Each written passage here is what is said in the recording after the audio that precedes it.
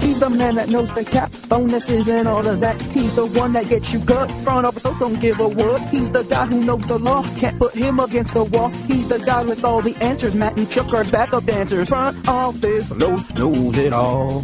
Front Office Los brought to you by Delos Vodka. When your starting point guard and four-time champion tears his patella tendon or something else in his knee, you might need some Delos Vodka that evening. It'll be in my basement tonight, Delos Vodka, handcrafted in small batches straight out of Fort Worth, Texas. All right, one of the things I've been waiting to get to this week, because you guys have not allowed me to talk any draft. Oh, wait a minute. I think we've done draft every day. So when the move was made to go get Takk McKinley, and again, one of my top 20 players, I love him as a player, loved him on tape, I think he completely fits this system, there was the initial reaction of, we gave up a third-round pick, we gave up a seventh-round pick, we overpaid, Now, okay, there is a little something to that. Pro Football Focus did have a small thing involving the new NFL draft chart. It showed, yes, the Falcons did pay a little bit of an extra premium there. But let me give you an illustration about why this team was a little bit more flexible with third-round and seventh-round picks. I was going through the entirety of the roster, and if there's one thing that we have talked about over the last several years, the Falcons have kept their powder dry. They have made it a point to always have cap space available so that anybody that they don't want to lose, they're not going to lose. They're able to bring back guys that have been valuable to them on 1-year, 2-year deals. A guy like Kamal Ismail, which you joke, Matt, well, that's your guy because you said you like him. He's a nice bench rotation kind of depth piece. And for a late-round draft choice, that's exactly the kind of thing that you want to be able to get. He's my third corner. He plays special teams. Now he's a linebacker who's going to give you depth there. Exactly. He plays so many different spots and gives me so much flexibility. Here's your 2-year deal. You're a seventh-round pick. That works for me. Well, I started going through the game day roster, and if you're not familiar, you basically have a 53-man roster in the NFL, but only 46 guys are active on game day. Let me give you an example of why this is going to be a problematic roster to make. I decided to say that Takk McKinley would be active on week 1. We'll see what happens. There's going to be the injury. Sean Harlow, I have him as another one of their actives as an interior lineman. Duke Riley as another active as far as their linebackers on game day. If you just go through this group, and I did it today just trying to figure out who would be my 46 on game day. 2 quarterbacks, 4 running backs, 3 tight ends, 7 offensive linemen. You're really going to need 8 when you throw one in there. 5 wide receivers, 5 cornerbacks, 3 safeties, 3 specialists, 7 defensive linemen, and 5 linebackers. That's 44 guys that are just a part of your core from last year and 3 rookies getting a chance to play. There is no room on this team right now for the 7th-round guy who gets selected. You are basically, what you gave up, essentially, you gave up the 3rd-rounder. That's part of making the move.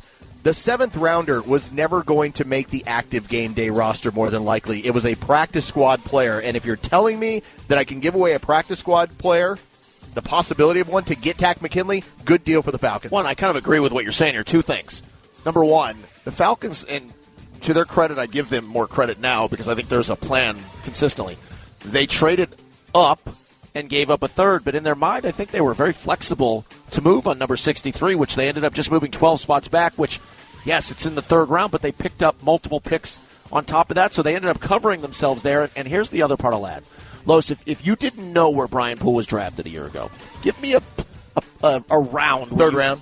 See, that's 3rd round without a problem? I thought he played like a 3rd rounder, maybe a 2nd rounder if you really think of the amount of snaps he played. So that was a bonus for you, which gave you more flexibility to do what you're talking about. They obviously wanted McKinley a lot more than they would have wanted anybody else who would have been there at 31. They didn't want to take the chance of losing him. They were ahead of the draft curve with moves like Poole, with moves like Grady Jarrett. They said, all right, we have the flexibility. I'm okay with it. Well, let's talk about this. This will give you the example of how hard this roster is to make right now, especially as a draft pick.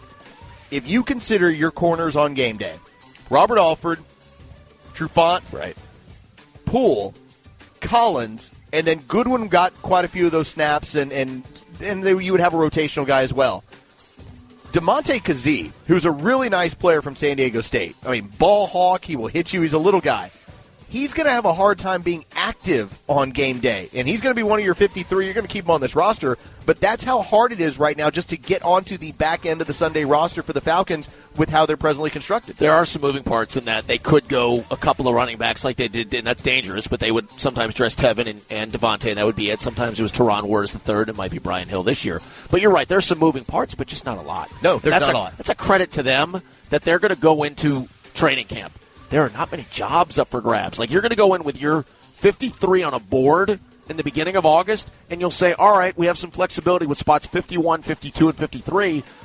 That's not much in the way of competition for guys who are trying to make the team, let's say, as an undrafted free agent, or they might have to cut a fifth-round pick or a sixth-round pick simply because they don't have room. Now they become practice squad guys at that point, but that's because they've done such a good job in the draft the last couple of years. Like, consider it. Eric Sober, the tight end that they ended up drafting a little bit later, and they think he's a receiving tight end. They think he can play in this league.